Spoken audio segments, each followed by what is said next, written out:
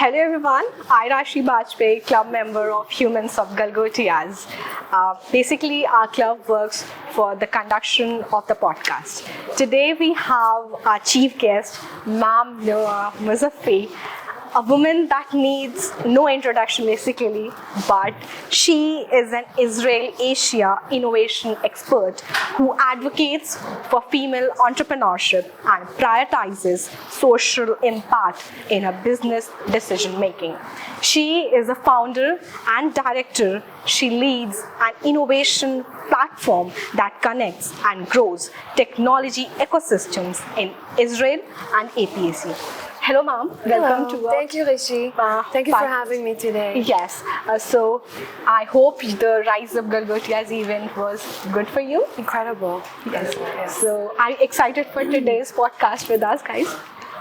I'm also very excited. I didn't know you planned so much for me, so it's as I said in my lecture, given an Israeli an open mic, we're just gonna talk. So it's a good opportunity. Yeah, for me even for taking this interview today. Thank you. So, not the first question basically.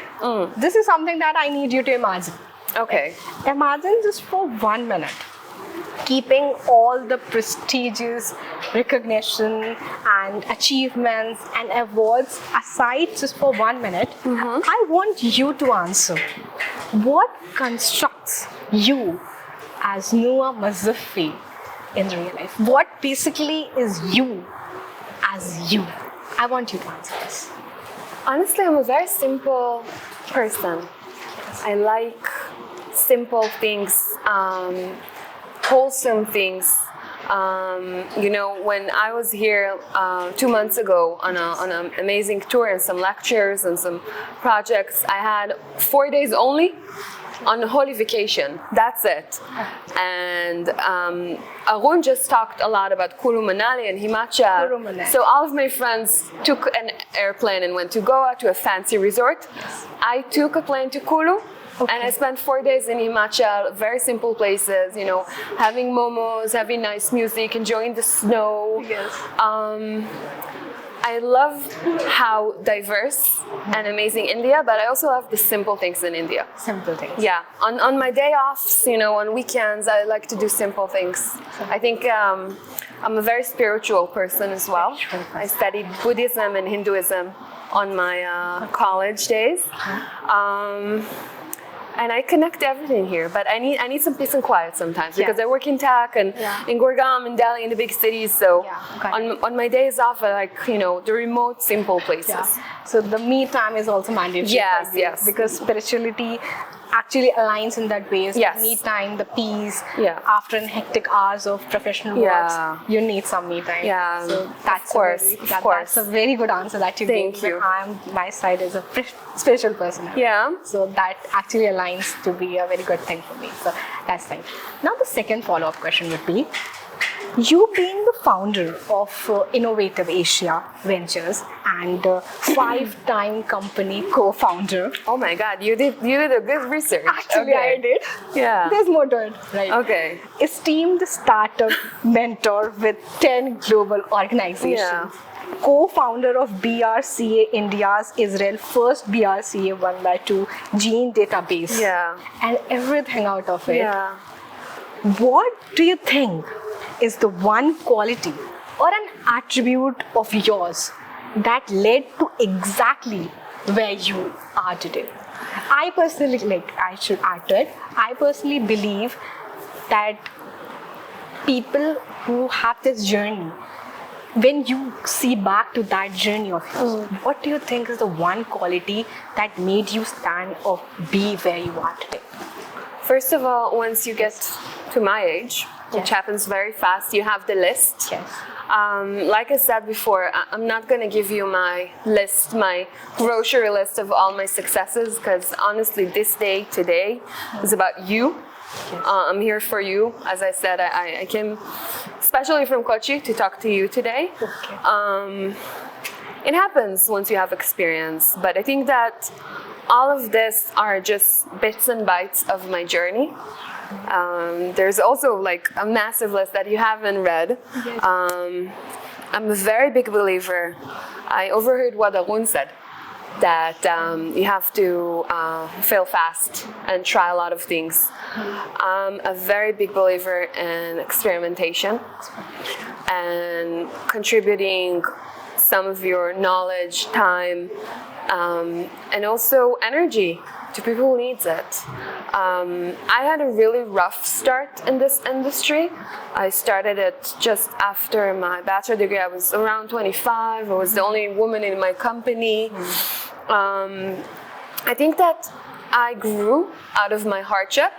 And one of my missions is really, I'm doing impact technologies, I'm doing ESG. Yeah. I'm working in rural India, I'm working with periphery universities. We're trying to invest and to grow entrepreneurs that do good in this world. Yeah. I honestly believe that this is part of my mission here. Yes. That if I didn't have all of those experiences along the way, I wouldn't reach here. Yes.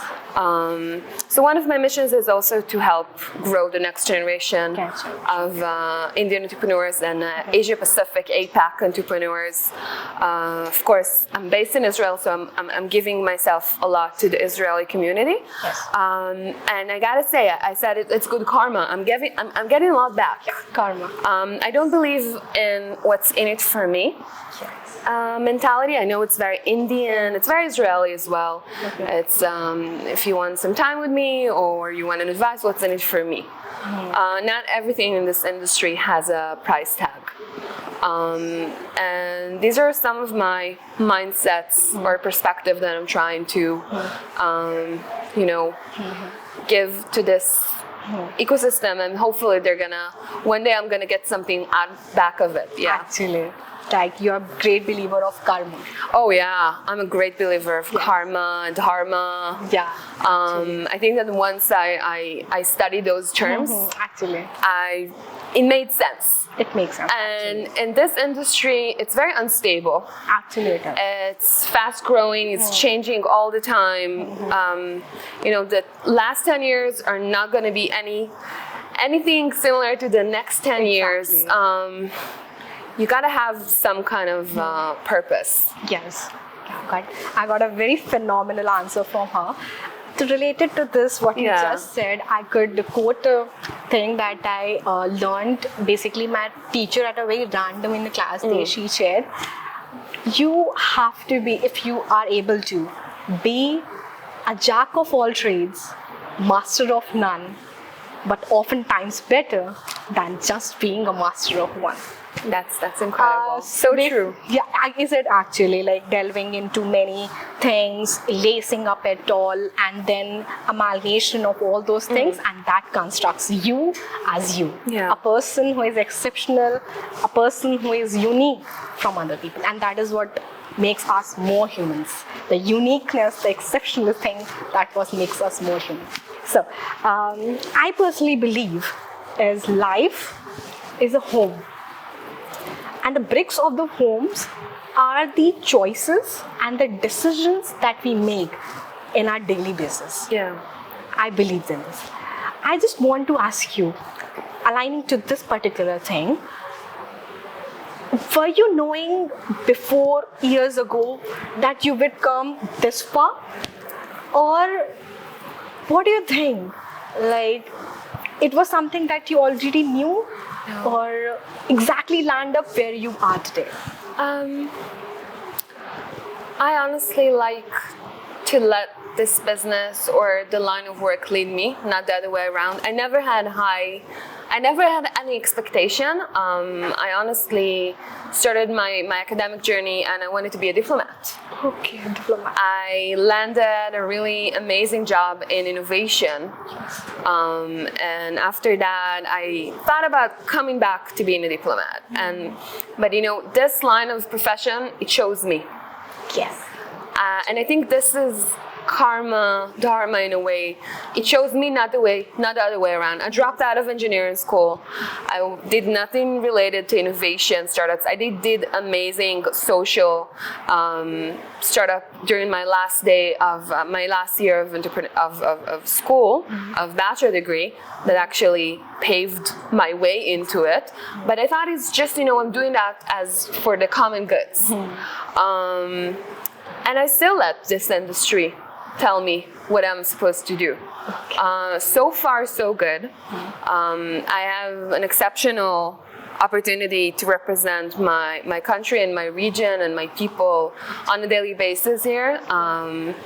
And also to represent my Indian partners and Indian community. I think that if you didn't know my affiliation, most people think I'm Indian, and I love it. By the way, but yeah, I try not to over prepare. And I try not to overthink what's going to happen. I think that we have enough to worry. Exactly. Especially from the places I come from. And you can actually plan, honestly. Getting it. It's okay to have a business plan. It's okay to have KPIs and OKRs. I'm a big advocate of that. All of the colleagues and partners and startups that I work with, we work on, manifesting. Manifesting, exactly. But as long as you're doing something good and you're happy and you have a value and you have profit, exactly. If it's not 100%, it's okay. For me, if you get to 60 to 70% of what you manifested, that's a success. Exactly. It's not that you lost to 40%. Life happens. Life happens, actually. So I think it's very Jewish, it's very Israeli. We say go with the flow. And it's also very Indian. Exactly. I used to work in a lot of very different markets, and I used to live in China and in Singapore, and I used to work with Japan and Korea. It's very different than India. It does, actually. India is very similar to Israel. You speak about your failures, you speak about your expectation, you speak about your passions. It's not just work oriented. So yeah, I know it's gonna sound really weird coming from a person who does what I do, but I try not to over plan or overthink, because then you miss a lot of amazing opportunities. Actually, strategies are important. Yes, but and even plans are important. But it's not like you have to be strictly on that. Yes, things might change, but when they change, that time your mindset, how you're gonna deal with those things actually matter a lot. Yes, that's where most of the people who start, they stop. Yeah, and honestly, I'm a big believer, big advocate of if you have an opportunity, say yes first. Yes. And then think about how you're going to do it. Exactly. Yeah. Exactly. The same thing. First, you need to have that confidence in you to do things. Let's then analyze what would be the follow-up thing, right? True. Okay. So my next question to you would be, what motivates you to continue pushing the boundaries and innovating your work? Oh my God, it's a question I ask myself very often. Yes. I was very adventurous when I was 20. Yes. I think that finding this industry made me believe that I have a skill I can contribute, because I never learned a profession. Like, I'm not an engineer, a lawyer, a doctor. An entrepreneur or a venture capitalist is not considered to be a profession even today. I enjoy working cross industries. I love it. Yes. But yeah, I don't know. I think that for me, starting the PhD and doing a lot of teaching in different universities, that's my plan B. Yes. For the day after.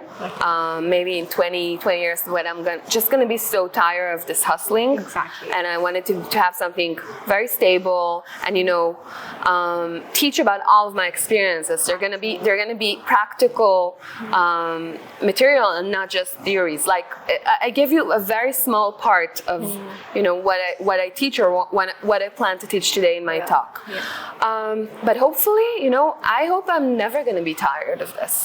Because if you don't have that sense of adventure and this passion, and I had that's flame. I had 12 flights in the last 3 weeks. That's domestic and international. And I've been to Singapore, and I've been to 8 cities in India and 6 states already. And I'm flying in the evening to Ahmedabad to Modi's Innovation Center I create. Okay. I love it. Like, I talk to my husband and family not every day. I'm sorry to say that. Yes. But I'm you know, my answer is I'm exhausted, but I'm so happy. I think this sums up this journey, because today I might not be just an entrepreneur, but I still live the life. I overheard Arun said it very well. I'm still hustling in a lot of ways, and I think that if I get too much comfortable, it's not good for me. Absolutely. Yeah, you can never be too much comfortable in what you do. If you're too much comfortable, if things go so easily for you, you need to be concerned. Exactly. That's my perspective. That's exactly. Not just in this industry, in life, basically. Exactly. So basically, summing up what I got to know from your first answer, and that would be life is all about you learn, you grow, and you contribute back. Yeah. And that is what you mentioned. After learning, after growing, now you are thinking basically to contributing back to the society. Yes. In any way possible. Whether you chose the medium for teaching. Yeah. Right. I just got it. I know it's very unusual. Also, I think today I can say I'm a very unusual person. Also, I don't see a lot of you know, foreigners. Honestly, I don't see a lot of foreigners anywhere I go recently, even in big conferences or you know, big events. For me, it means that maybe I'm doing something right. You know, I'm experiencing India academia life and India industry and India at all, you know, right. Absolutely. And this is, and once you struggle as a Gori, as a non-Indian, this is, once you struggle, this is where you actually start to live. Okay, I got it. Like in your first some few minutes, you mentioned that you practice spirituality, Hinduism and Buddhism. Yeah. Can you emphasize more like how you started that spirituality and you came into Hinduism, and like can you just really elaborate more on Yeah, this? of course. So first time I was here, it was around 15 years ago. I didn't have the background and the knowledge because I just came here and I've been to 10 countries in a time of almost a year. India was the biggest stay in Asia for me, and I didn't know exactly what it is, but I felt very connected.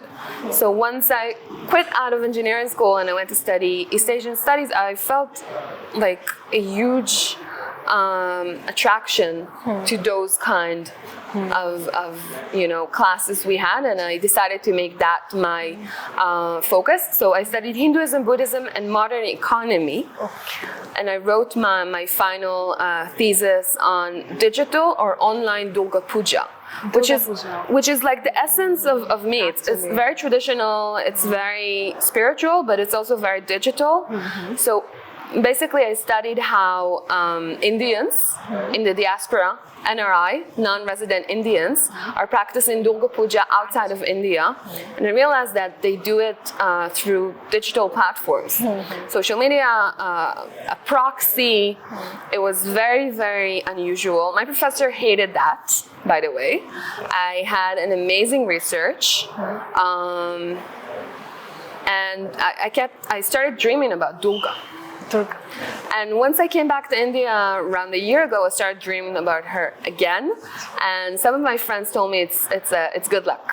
It's a good luck. But 4 years ago, when COVID hits, I started reading articles that online or digital puja, not just Durga Puja, is an amazing business, and there's a lot of company who does that. So in a way, I was manifesting, or I was ahead of my time, in a way. But yeah, it works. It works for me.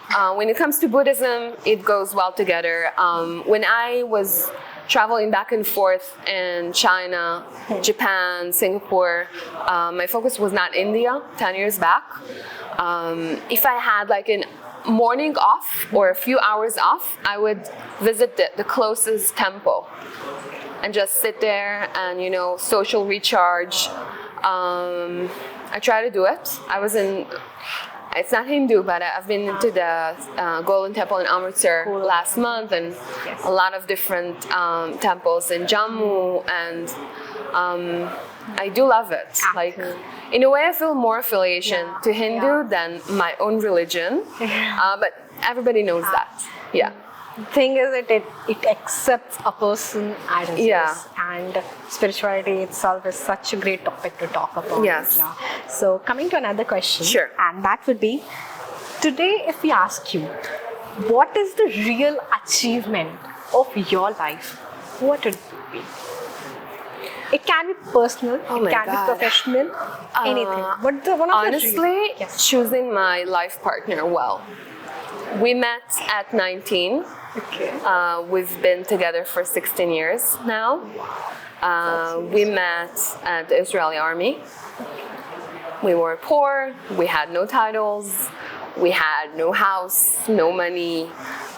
It was just, puppy love and in a very hard place. And we grew a lot together, and I gotta say that it's the biggest achievements because he's my biggest advocator and he's my biggest fan, and he's my personal secretary if needed, if I'm stuck with anything, and he proofs my presentations overnight, and in times that I really wanted to quit, like to have a really easy normal job. To be a normal person. Like most of our friends, he was like, yeah, but you're gonna hate it after a few months. You know it. You need it. He knows me well. Absolutely. And we're not the same person at all. We're opposites. He's a very stable person. He's a semiconductor engineer in Google in Israel. He takes care of the house, and but it works. I think that without him in my life, I wouldn't go this far. Because it was and it's still a very lonely days and a very hectic and not an easy journey. But yeah, I'm sorry for being. I'm a Bollywood fan, so I had to say. So, which is your favorite? Who is your favorite? Oh my God, I like an actor too. Yeah, I like Kareena Kapoor. Kareena Kapoor, nice. I love her attitude. Okay. I feel like I feel connected to her in a lot of ways. Okay. I've seen everything from Ashoka and Kabhi Kuchi Kabhi Gum to one of my favorites. Yeah. Pooh is hilarious. I want to be Pooh when I grow up. Until her recent part in Crew that I actually quoted them as a mantra to tackle mental instability and issues as entrepreneurs. But yeah, I have a line, but Bebo is like my favorite. Yeah, okay. Yeah, for sure. In one of the movies she mentions, मैं तो अपनी favorite हूँ. That is one of my favorite lines. Actually, I consider it to my own myself. Really? मैं अपनी favorite हूँ. That everyone should be like मैं अपनी favorite हूँ. That's enough. Yeah. So, which is your favorite actor? Who is your favorite actor? Like a guy? Yeah. Oh my God. Actor. I don't want to make people angry. Okay. But I do like him not because he's DP's husband. I loved him because he's very versatile. I love Ranveer Singh. Ranveer Singh, okay. Yeah. He actually reminds me a bit of my dad, like when he was younger. Okay. They do look alike. Okay. But also I love how diverse he is. He's very talented. Okay. So yeah. Yeah. So as I asked your question that what was the real achievement, and you mentioned the partner that you chose. So basically, since 19 you are together until now 16. It's a lot. Yeah, it's a lot. It's a long time. It's a long time. It's a lot, and it's long even, right? Yeah. There's basically no perfect definition for love. No. I don't think. Even it is not. Many posts and many poets also came in those things to write about this thing, but there's no perfect definition. Yeah. And they're saying, but still, if I ask you what it could be, what it would be? What could be what? Sorry. Love, definition. Honestly, I think it's partnership. I think it's respect. I think it's picking you up when you're down, even without saying. And for me, it's seeing all the good in you. Yes. All the things that I'm not noticing or I hate, he loves. And it grew out of puppy love. We had a lot of things that we did together during those years. But yeah, I was also there for him on his professional journey. And I think that this day of age, I work with a lot of female entrepreneurs. I work with a lot of young students. They stop once they get married, once they want to have kids. And I give myself and my husband as an example of it's possible. You can't have it all. Yes. Honestly, when they say to women that you can have it all, it's not true. It's not. There's a lot of sacrifice. There's things that you're not gonna do. You're gonna miss out on a lot of things, but you're gonna gain a lot of amazing things that our mothers and our grandmothers didn't have. And our daughters will have it. They will have it. They have it more. Yeah. So you can't have it all, but you gotta have the right kind of person who loves you. Nevertheless, so yeah, that's honestly that's love for me. It's I do believe in reincarnation. Arun said he doesn't. Reincarnation. I feel like I've known him before. So maybe this is why we get along so good. Yeah, that's a soul connection. Yeah, we're old souls, both of us. Basically, I believe in love is all how magnificent it is to be accepted by someone accepting your shortcomings, who you are, basically. That's magnificent. Okay, so and he sat down and watched a lot of Bollywood movies with me, even though he did not enjoy. So that's love. That's love. That's love. Yeah. You like Bollywood? He like Bollywood. He doesn't like Bollywood. He liked one movie so far. Which one? He loved Rani and Rocky Ki Prem Kahani. That's it. I saw that movie. Yeah. So I saw it in the cinema in Gurgaon. Same. I also saw in PVR, basically.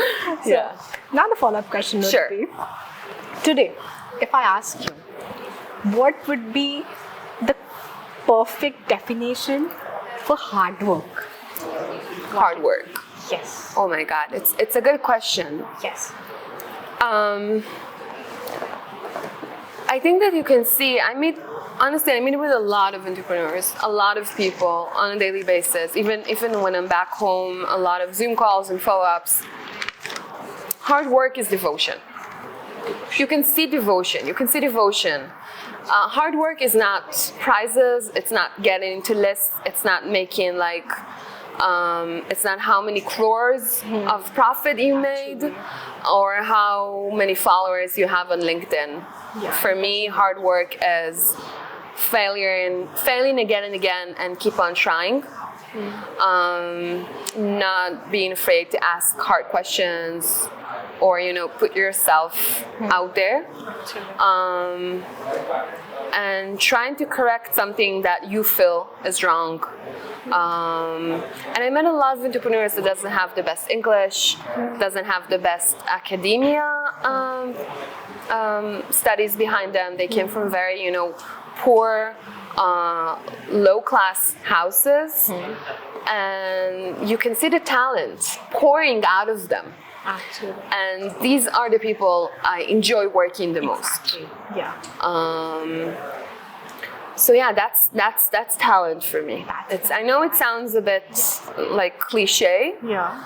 But when I was hiring new students to be my interns or early employees back in the days when we still ran the accelerator, I didn't ask them about how, what's their grades. I asked them about their extracurriculum. Actually.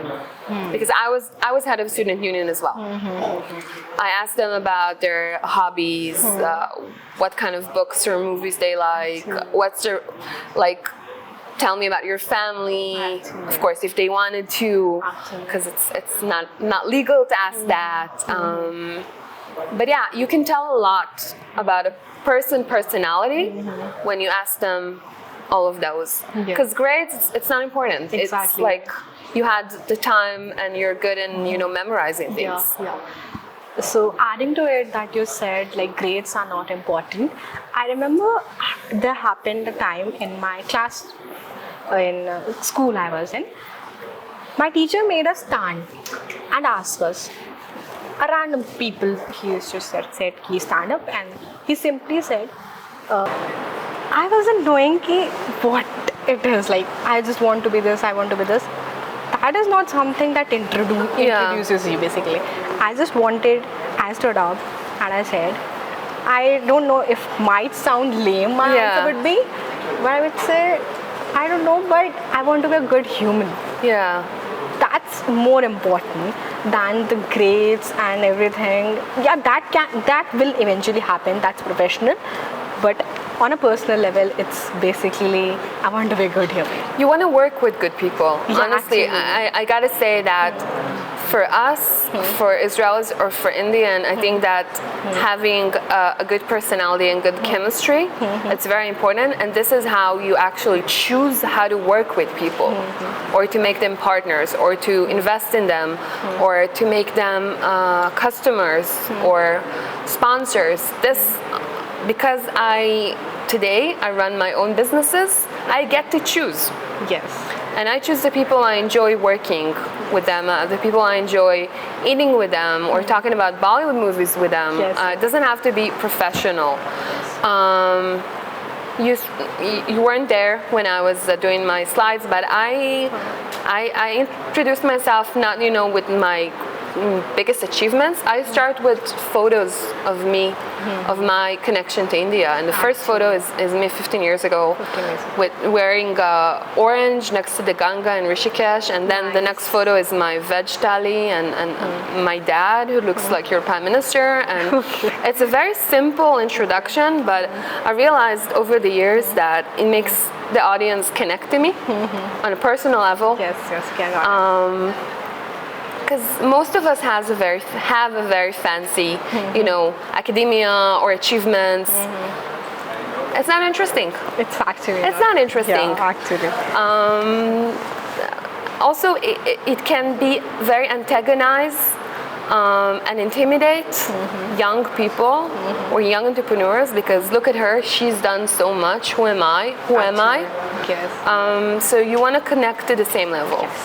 And also something I tell to younger people, don't talk about who you want to be. Like, who are you now?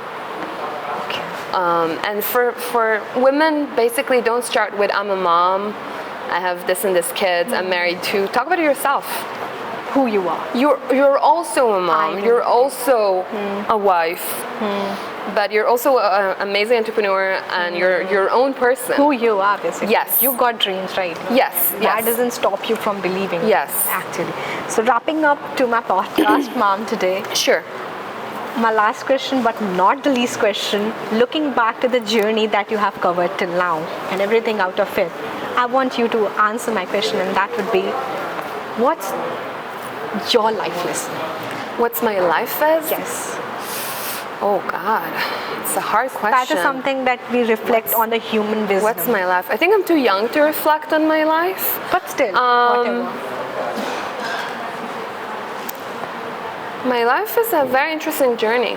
I feel, I visited some friends on my way to Kochi in Bangalore this week, early this week, and I had an opportunity to have 2 days in Goa with some musician friends, and I had an amazing resort, and I sat on the beach there, and I told them, I'm very fortunate to have this life, honestly, but this is the life I created for myself. Honestly, got it. It's very unusual. I love it. I think it's because it's very unusual. I get accepted so well here. I honestly feel so connected to India. It became my second home.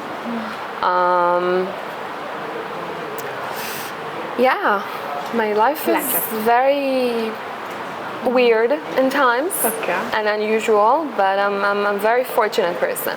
I'm very thankful for that. So that's it, ma'am, for the podcast. Thank you. Thank you so much. Thank you so much. I hope it was not too boring. We started talking about Bollywood. And, Yeah, you know, everything. two ladies that loves Talking Bollywood. about- We got to talk about love and marriage Actually. and dreams. It's like it's a Bollywood movie. Bollywood You got to have a shadi in the Yeah. end with a beautiful lehenga. Otherwise, it's not a movie. It's not a movie. Yeah. basically. And Nobody died. Actually, nobody died. Nobody died. We just talk about You marriage. saw that Rocky and Rani. Even that was the session. Thank you so much for mom giving us such precious time of yours. It was such an amazing and a thoughtful process and everything that you told. Thank you so much, mom. Sure. Thank you so much.